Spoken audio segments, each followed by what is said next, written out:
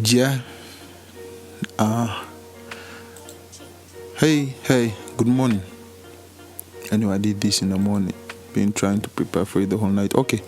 So as I told you about the steps, we are starting with the step of color collection.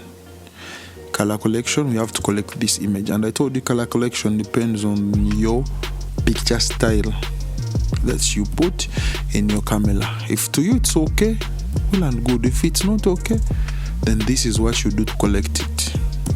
So most times you first go to the first layer, you open the layer window, and then duplicate the image. Why? Because we want to keep a copy of a not edited one, so in case of any problem we can go back.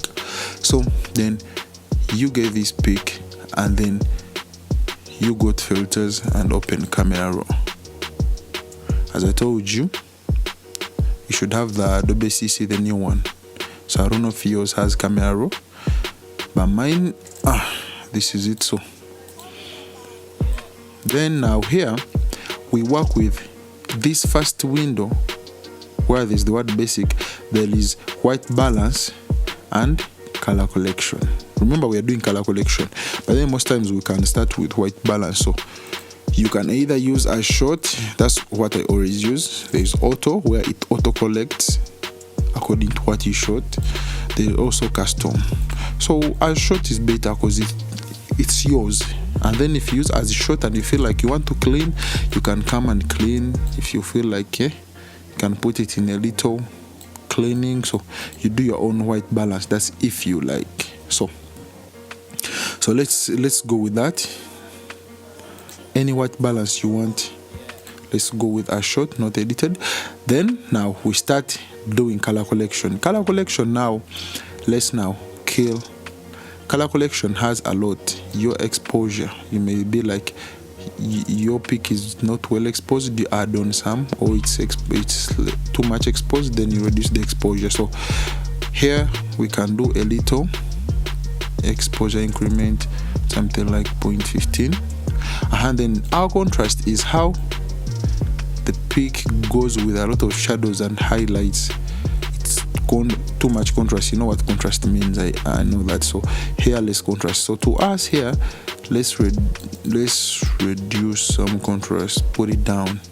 Because why? We want to reduce the blacks, and what we want to balance the blacks, the shadows and the highlights, so that we can have that plain skin. We don't want all these multi colors. You see these multi colors here, all that. So then highlights is how highlighted the shadows and like how highlighted the image is. So you can put a little highlight actually to bring up like the background white so strong. And though it was little highlighted well, but we can pull a little highlights. Then shadows. Now the difference with shadows and blacks is that shadows are blacks, but that are abstracted with a cloth. Blacks that are abstracted by something, that are caused because of something. And then blacks, it's the color black. That's when you the shadows, when you increase shadows, actually you're removing them, and when you decrease shadows, you are increasing them. That's the opposite. And the same thing on blacks. You do this, you're putting a lot of blacks. You do this, you're removing a lot of blacks. So now let's try to reduce the shadows in the image kinda to something like this, and also reduce the blacks in the image something like this. Why? Because we still need that one skin. We are color collecting so that our pic can be well and seen, and then we get this black skin, black kind of skin on the face.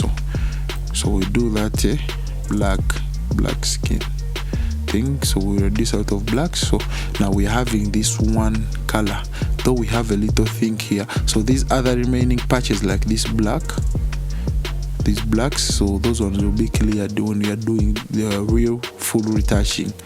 So we can come here and add on textures, making it well to seen, like increasing the pores and also clarity a little on increasing the pores.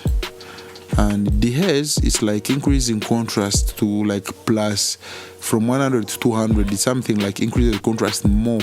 So I like advise you don't use it or you can use a little bit if you want to put back the contrast that you removed here if you want. But then also this can be done after the retouching. But anyway, let's put a little bit of it like here. You understand? So then here you can do vibrance and saturation. Now this is color grading, but this is the last part, so here we don't do it. So when you have noise to your image, you can go here and sharpen if you want to sharpen, but ours is clean and good, strong, so you can noise reduce if you want to reduce the noise, the color, you're removing the noise in the color and also removing the noise in the whole image. So there is a lot here that you do, but the other are for color grading, the other for color grading. So we shall pass through all these. So for color correction, this is the first one. So also if you want to use curves, here there are curves. Also they have for color correction, lights, dark shadows, highlights, but it's the same things we have seen there. Like maybe if you want to add in some darks, you know, the same things we saw on the other side. So I don't recommend that for the start. So color, our pick is color corrected, so you place OK. So now when you do like this, this is our before, this is our after. Before, after, before, after. So it means we have color corrected our pick. So another thing, we come and duplicate the same layer. After duplicating, now the upper layer, we remove what we call these black spots that are increasing too much before the retouch. Now this is the first step when you're going to retouch. So come zoom, come and pick this spot healing brush. You can increase the size, hardness and spacing. So let's put this size and then we kill those black big spots.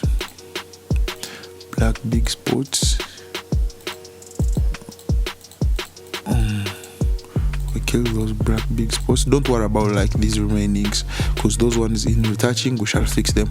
And most times this tool, what it does, it cops around that spot. Like let's say I want to remove this, now it cops around this and then it pastes in the same place. So that's what it does. So this is exactly what I'm doing. So you can kill those.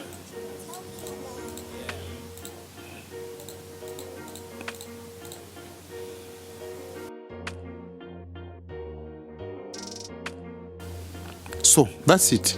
So when you remove this, this is our before, this is our after. Before, after. This is what we have cleaned up on the face.